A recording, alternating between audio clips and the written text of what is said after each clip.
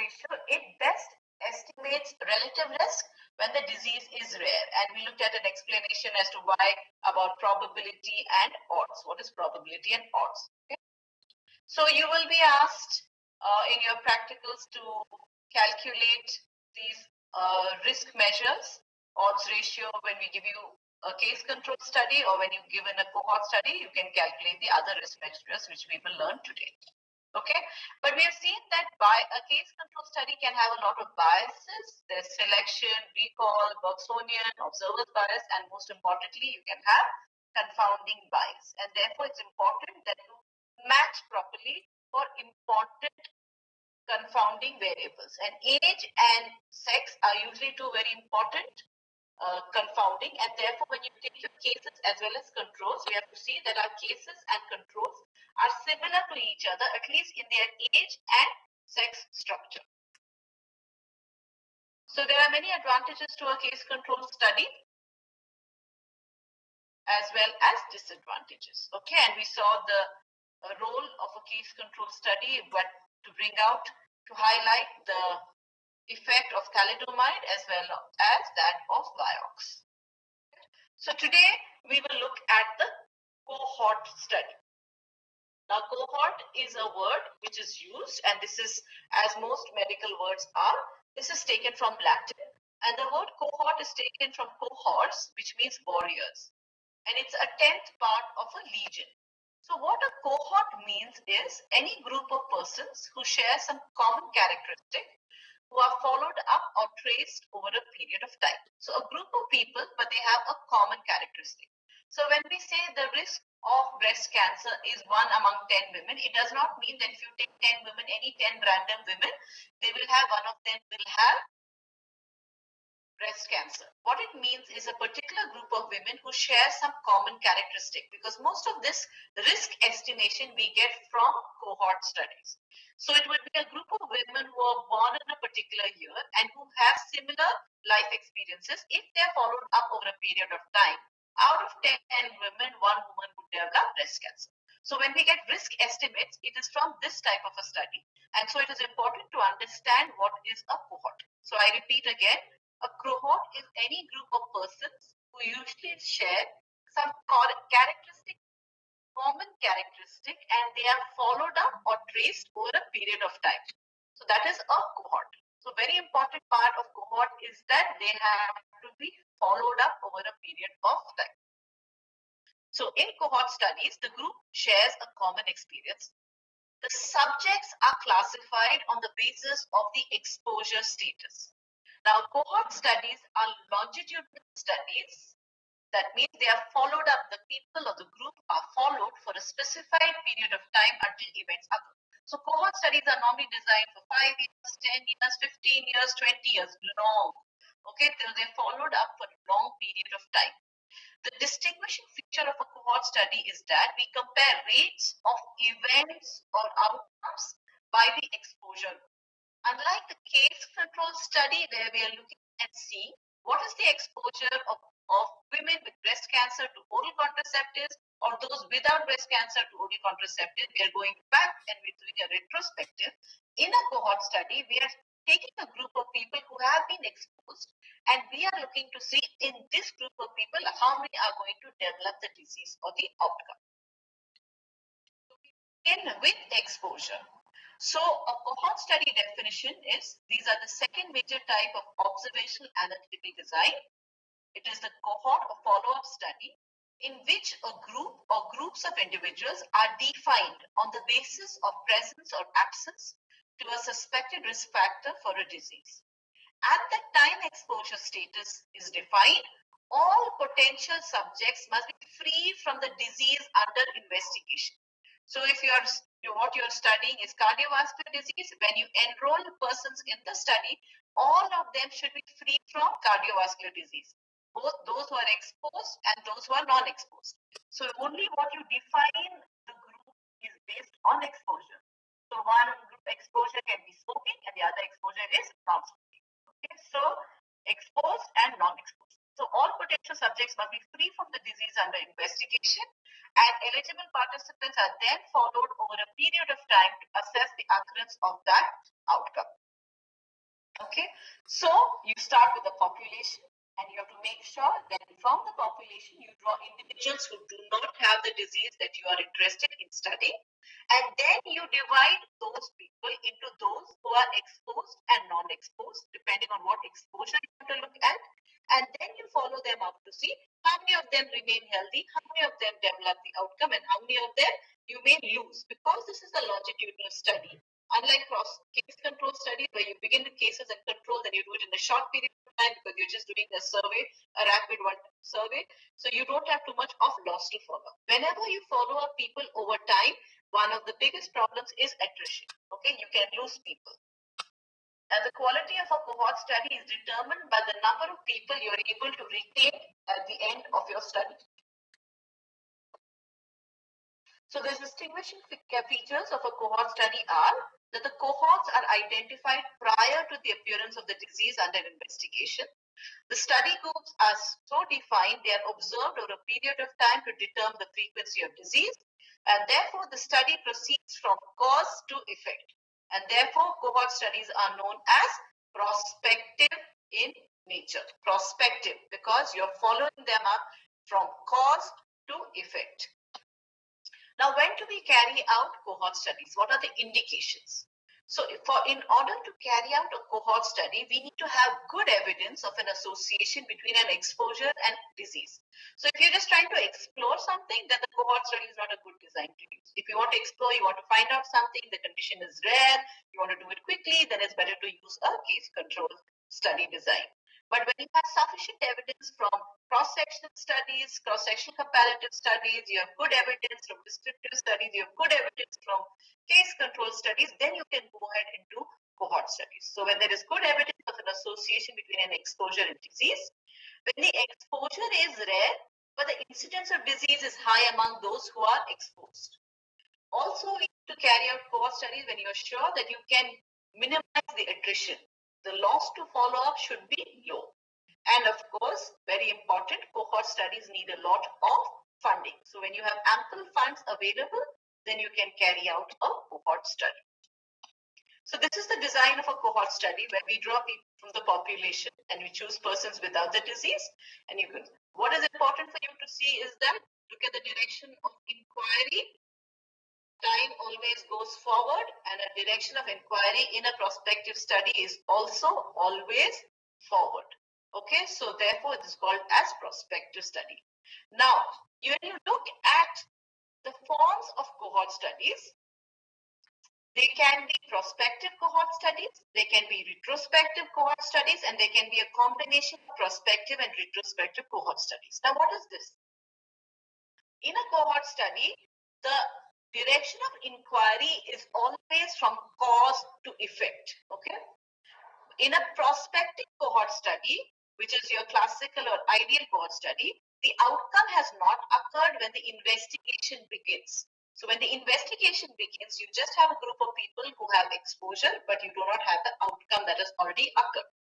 Sometimes you may have the outcomes have occurred. So, but you are not doing a case control study. Instead, what you're doing is you're going back in time to identify the exposure, and then you follow them up from exposure to outcome, and therefore this is called as a retrospective cohort study. So your cohort you're identifying is a historical cohort. You have to go back in time to identify your cohort. Okay, so that's a non-concurrent, it is a historical cohort. And so that is known as a retrospective cohort study. This is not a retrospective study as in a case control. This is a retrospective cohort study. Then you can also have a combination of a prospective and retrospective cohort studies, where your data and exposure status is collected in the past, okay, and then your disease outcome is not known, and you follow people up for the occurrence of the disease.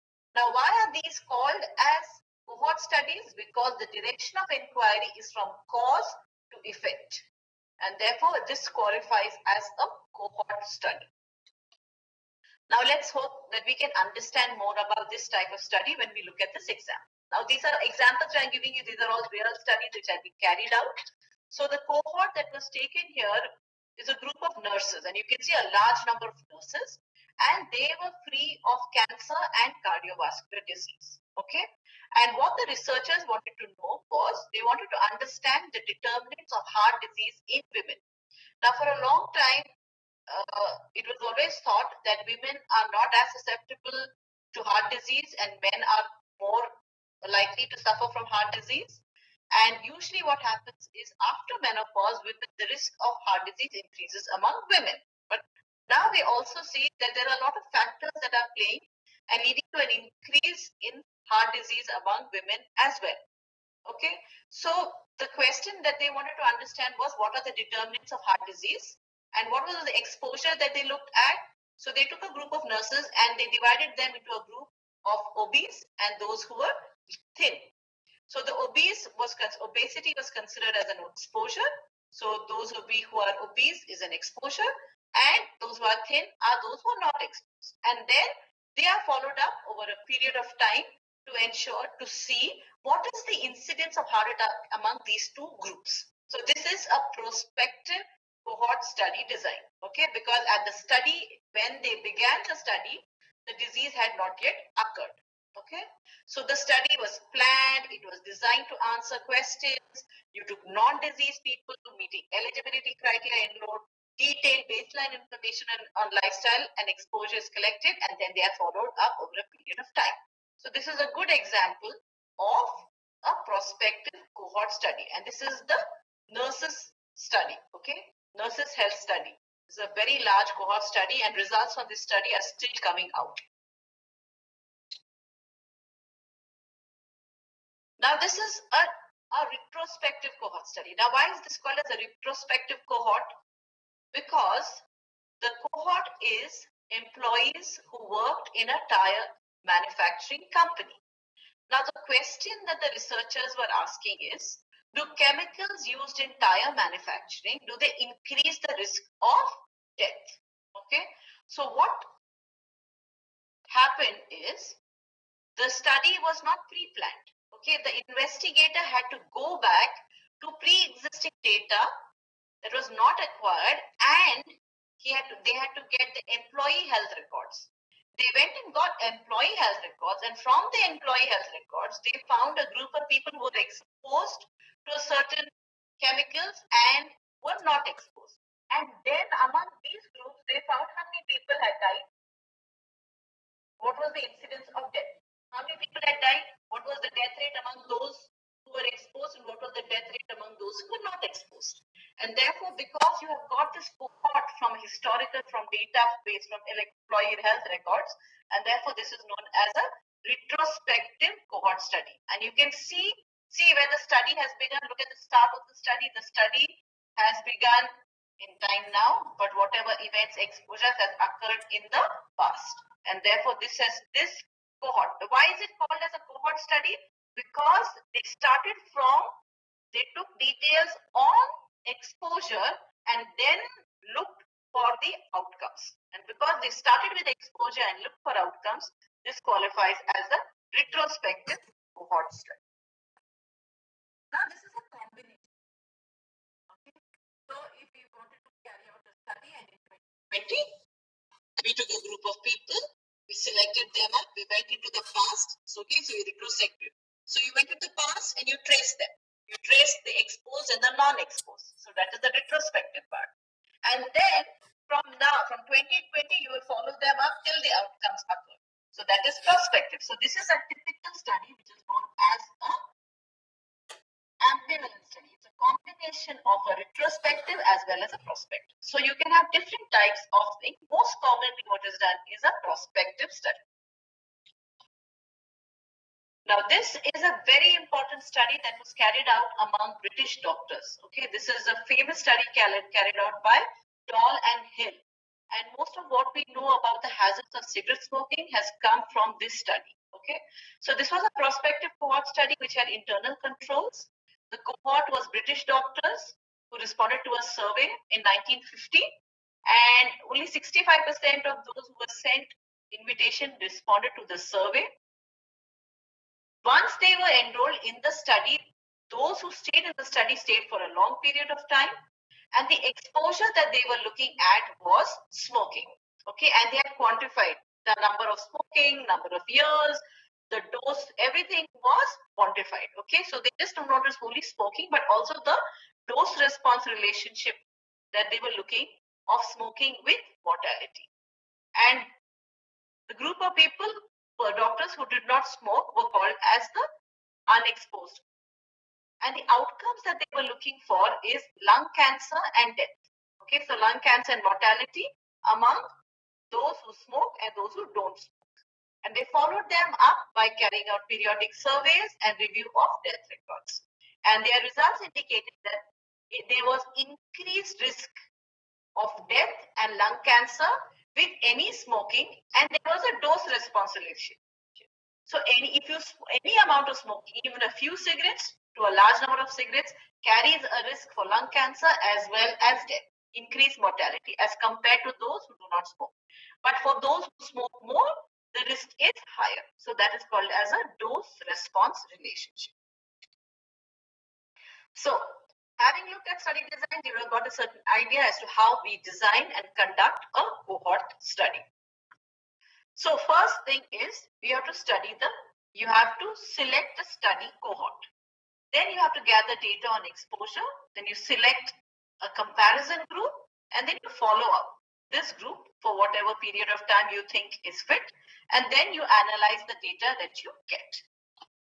So you can study or you can select the study cohort from the general population, from a special population. That means it could be people who have insurance groups. Select groups can be those who have a Medicare plan, occupational group. They can be from the pregnant population. They can be volunteers. There are people who volunteer for studies. You can take these groups. So you can take a selected group, or you can look at an exposure. Then you select your comparison. Okay, so you have internal. So the comparison can come from within the group itself. So when you choose a group of doctors, you can have people who smoke or you don't smoke. You can have a group of people who are sedentary and those who are not sedentary. You can have a group of people. So you can have that is called as internal comparison. If there is no internal comparison within your group, then you can choose an external comparison. Or in the event where it's difficult to find a comparative group, you can compare with the rates in the general population. Now, follow-up, because a cohort study is a follow-up study, it's very important that we carry the follow-up very well. So a rule of thumb is that 90% of those who you enroll in the study should remain throughout the period of the study. Okay, and that is called as a good quality cohort study. So the rule of thumb for completeness and non-participation rates is that you should be able to retain at least 90% of those whom you have enrolled. Okay, if it is less than that, then there has been a little laxity on the part of the investigators. All the subjects should have an equal likelihood for detecting the outcome. Now, what happens is people pay more attention, investigators pay more attention to those who have been exposed rather than the non-exposed. And so you can get some people who are developing the condition, but because you have neglected it, you're not picking it up. Therefore, you must ensure that whatever you're doing to determine whether the person has disease or not, whatever tests, investigation are being carried out, it should be the same for both those who are exposed as well as non-exposed. Okay, that is, you have to be careful about that bias. Then you must also say how many visits, how many times are you going to follow up? If your study is going to last for 10 years, then how often are you going to see these people? Is it going to be every year, or initially is it going to be for every couple of months and then follow up? So you must decide all of that. Then what are the reasons for additional evaluations? How are you going to do follow-up? Is it going to be an active follow-up where you are reaching out to the participants, or you wait for them to come with a problem? Okay, so whenever the investigator reaches out, it's an active follow-up, and when you wait for the participants to come to you, that will be a passive.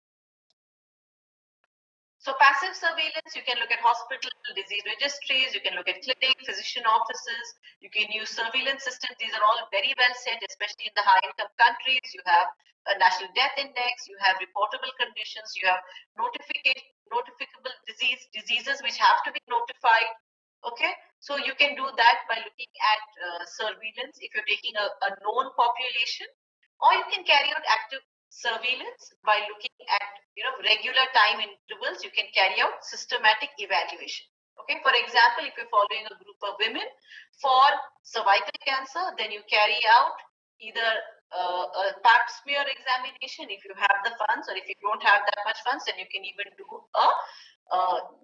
use a speculum to look at the for the cervix. Okay, so you can do, depending on how much funds you have, what type of evaluation you want to do, you can choose. Okay, now it's very important whether you're doing active or passive, whoever is evaluating the subject, they should be blinded to the exposed status. So they should not know that whether they're looking at a person who's had the exposure or the exposure. So blinding is very important in order to reduce the observer bias. Now, once you have selected all of this, you carry it up and you follow them up for a long period of time, then what you do is you gather data in terms of how many years of observation you have. Okay, so that's very important, because in a cohort study, you don't enroll everybody at the same time. So normally in a cohort study, they keep a year or a few months in order to enroll the participants into the study. So because you're not enrolling everyone at the same time, and also because people may drop out, you have to know when you enroll the person and how long they have done. So you will get person years. So the denominator in a cohort study is person years. Then you will also look at what is the incidence rate. What is the number of new cases which are occurring in this population? So you will get incidence of disease both among the exposed and the non-exposed. And because we are getting incidence of disease here, we can calculate two very important measures of risk, which is known as relative risk and attributable risk. Okay, so this is the framework of a cohort study, as you've seen in a 2x2 table. You begin and you're looking at exposures.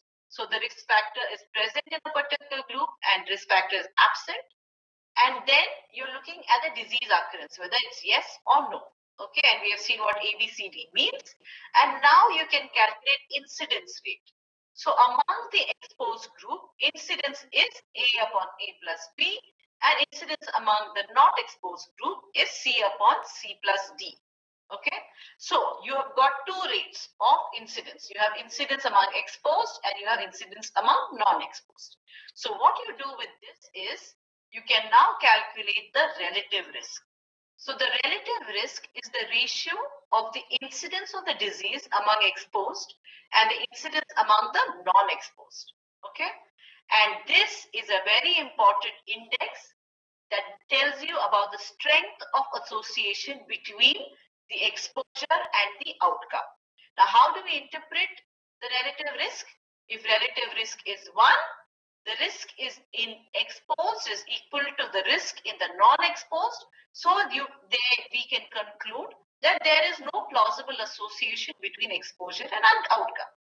So if the occurrence of disease is similar in both the groups, that means this particular exposure is not responsible for the disease.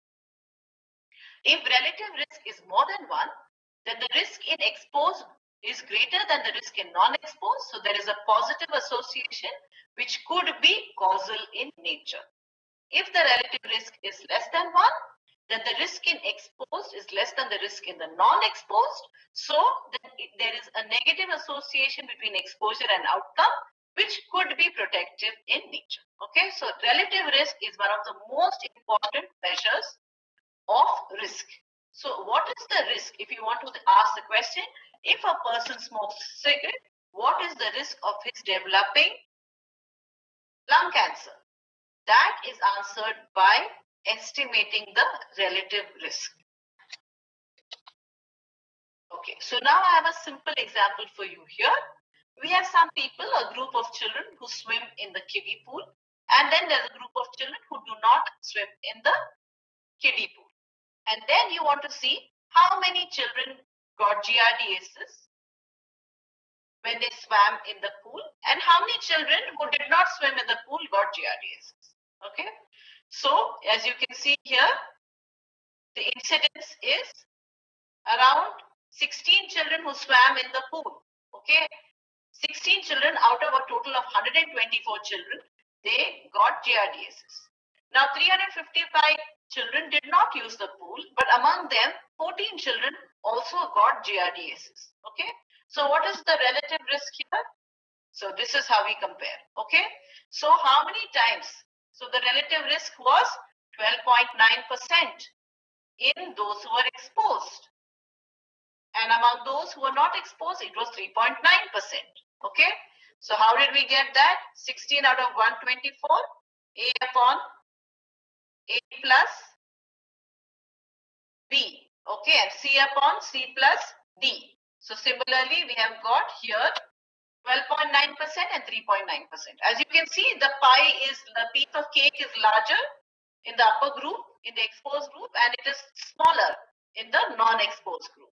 So relative risk, it's called as relative risk because you're comparing the risk of disease among those who are exposed to those who are non-exposed.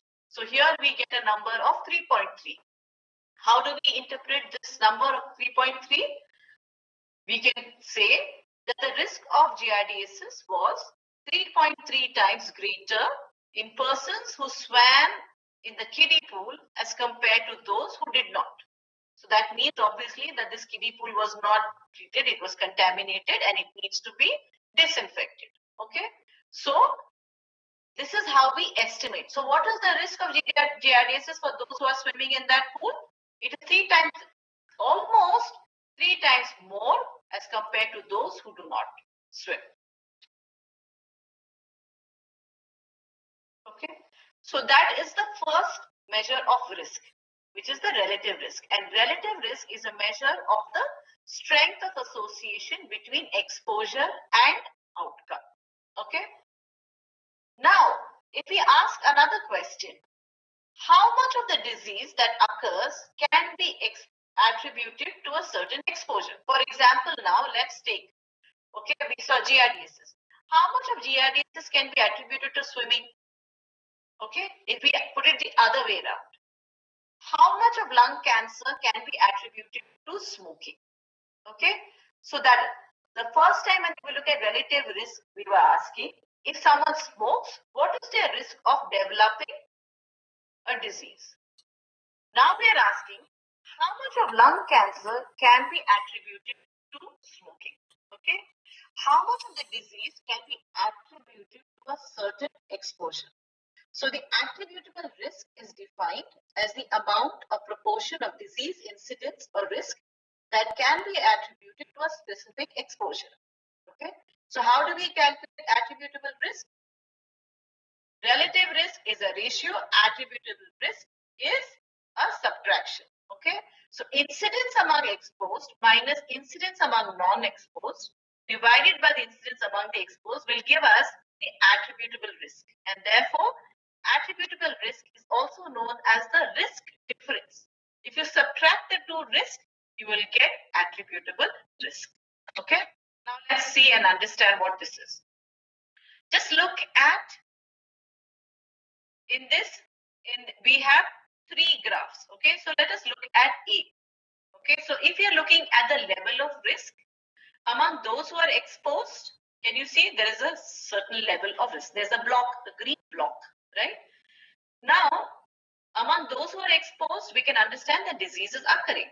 But if you look at those who are not exposed, there is a certain level of disease even occurring among them. Okay. So the level of risk, as you can see, it is lower, but it is present. So even if you are exposed, there is a certain amount of risk. Even if you are not exposed, there is a background amount of risk. So how do we know what is the excess amount of risk? You subtract this background risk, and you see here in the graph B, when you subtract the background risk from the exposed group, then you will find that there is an extra amount of risk, okay, which we can say is because of the particular exposure. Okay, so now when you look in graph C, you can see that there are 2 blocks there. The green block has been divided into a green block and then it's become a shaded color of blue. Okay, that blue one indicates the excess risk which is associated with the exposure, and that is the attributable risk. Okay.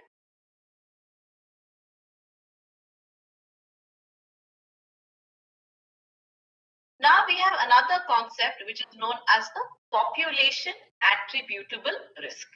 Now, this population attributable risk, it is the incidence of disease in the total population minus the incidence of disease in the non-exposed population. Okay. Now, why do we want to know this? Now we know that there's a very strong lobby that is working towards a ban on smoking. Okay.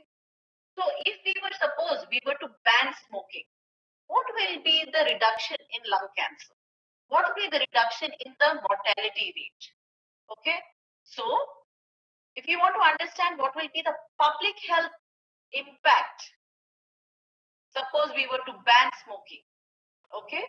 So to understand that, it would be interesting to know what is the population attributable risk. So what is the incidence of disease in the total population minus the incidence of disease in the non-exposed population? That will provide an estimate of the amount by which the disease could be reduced. So if we ban smoking and we don't allow people to smoke, then how much of lung cancer is occurring in the total population and how much of lung cancer is occurring in those who don't smoke?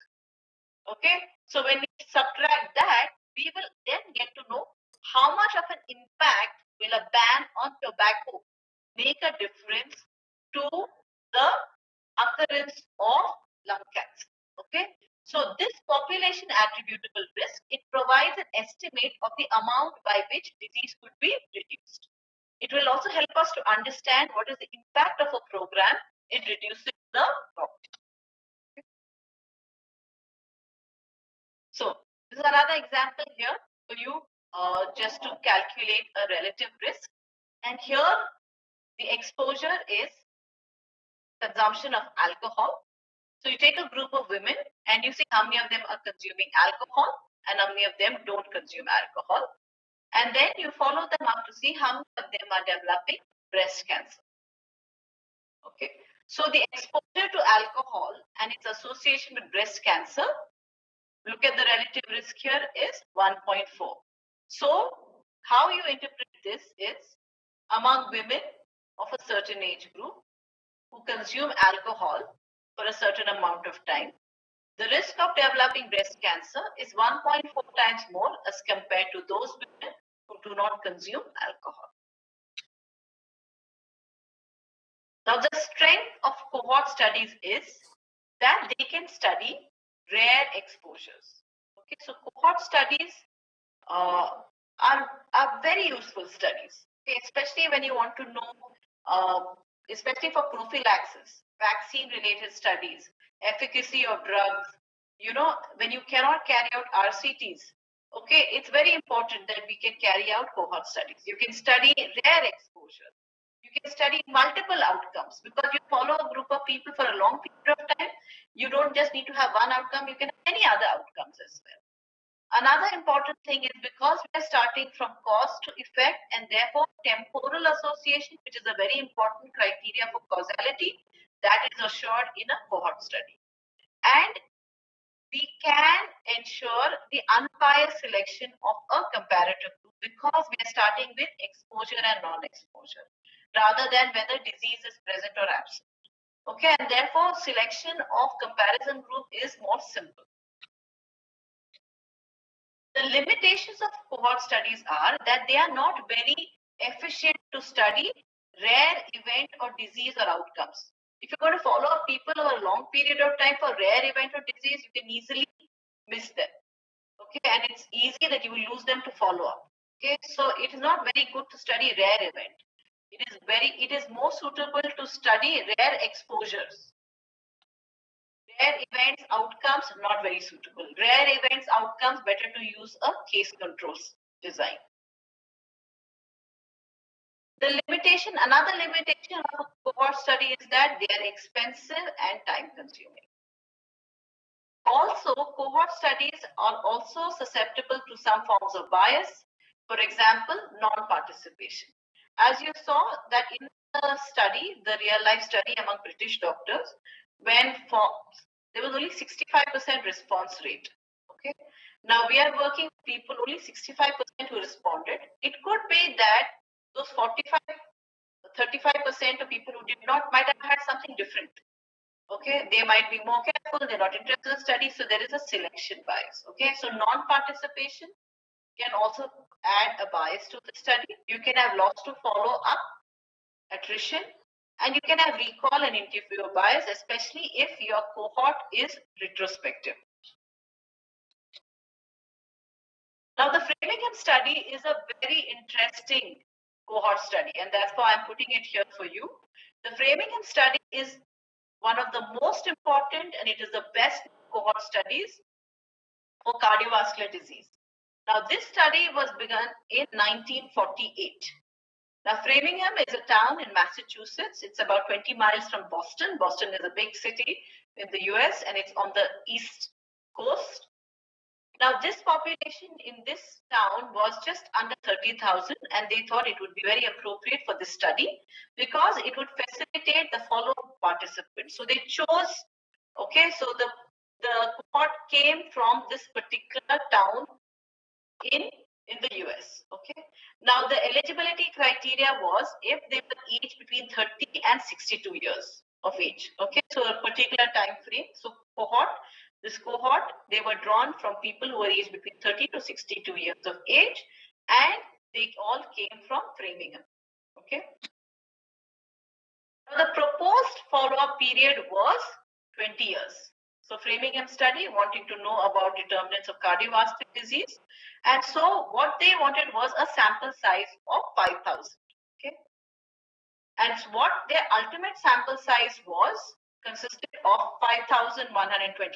They had men and women who were between 30 and 62 years of age. And at the time of the study entry, they were free from cardiovascular disease. And in this study, they looked at many exposures. They looked at smoking, obesity, elevated blood pressure, elevated cholesterol levels, low levels of physical activity, and other factors. Now, you must be wondering what is new about these exposures, because today we have so much information from the Framingham study that these look like obvious exposures. But look at the study timing. It was in 1948 when cardiovascular disease had just started to go up. The incidence of cardiovascular disease was increasing, and so in 1948 they had defined these exposures. Today we know very well that elevated blood pressure is the risk factor. We know that smoking is a risk factor, obesity. We know that cholesterol levels can be risk factors for cardiovascular disease. It's because of all of the data that we've got from the Framingham study. Now look at this study, long-term population-based study. Started the original cohort. We had around 5,000 odd men and women. 1948, they were followed up to what was thought to be a 20-year study went on to be more than 50 years. Okay, this study went on for more than 50 years. It was such a popular study. Those who were enrolled in the study followed up so well. So much so that there was an offspring study from this. Now, children of those who were involved in the study were also enrolled into another study from 1972 up to 2008. And now there is another third generation study that is also underway. Okay, so Framingham study, because every time we've had change in evidence, today we also know that there's been a rollback in especially an understanding of cholesterol and how it functions in disease. Okay, so a lot of the findings from Framingham heart study are also again being questioned, and so we've had from the original cohort, you have an offspring study and you also have a third generation study. Okay, so when you asked about types of studies, very important for you to remember some very interesting studies which threw a lot of light on important risk factors. So Framingham study is one such study. Okay.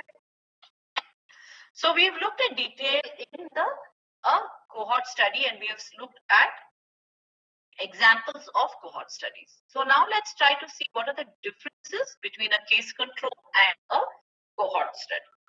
Okay, so in a case control study, it proceeds, the direction of inquiry, it proceeds from effect to cause. So we start with disease and we test whether the cause occurs frequently in those with the disease. In a cohort study, the direction of inquiry is from the cause to the effect, and therefore a cohort study will start with people who are exposed to a risk factor of a suspected cause. And a cohort study tests whether disease occurs more frequently in those who are exposed as compared to those who are not exposed. A case control study is inexpensive, but a cohort study can be very expensive, so you need ample funds. The results from a case control study are obtained very quickly, but in a cohort study, you need a long follow-up, at least 10 to 15 years to 20 years. In a case control study, you require smaller number of subjects. In cohort study, you need larger number because you want to see outcomes. And case control study, more importantly, can be used to study rare disease. Now, cohort study is inappropriate to study rare disease, but a cohort study is more appropriate for testing or looking at rare exposures. In a case control study, it is the first study that you look for testing of a causal hypothesis. A cohort study should be reserved for the testing of a precisely formulated hypothesis. Okay, you need to have sufficient ample evidence before you go ahead to begin to do a cohort study. In a case control study, the main yield is an estimate of the relative risk, which we call as the odds ratio. In a cohort study, we have so much available information because we can estimate incidence of disease. And because we can estimate incidence, we can calculate relative risk as well as attributable risk.